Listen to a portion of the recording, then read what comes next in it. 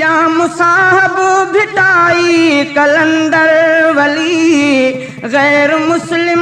मालिक में आहिन किथे जाम साहब भिटाई कलंदर वली गैर मुस्लिम मालिक में आहिन किथे केरु थो काफ़िरन खे बि बचड़ा ॾिए केरु थो काफ़िरन खे बि बचड़ा ॾिए राजतिन जा वधाईंदो अल्लाह राजतिन जा वधाईंदो अल्लाह छो वञी गैर खे अर्ज़ु आज़ियूं कयां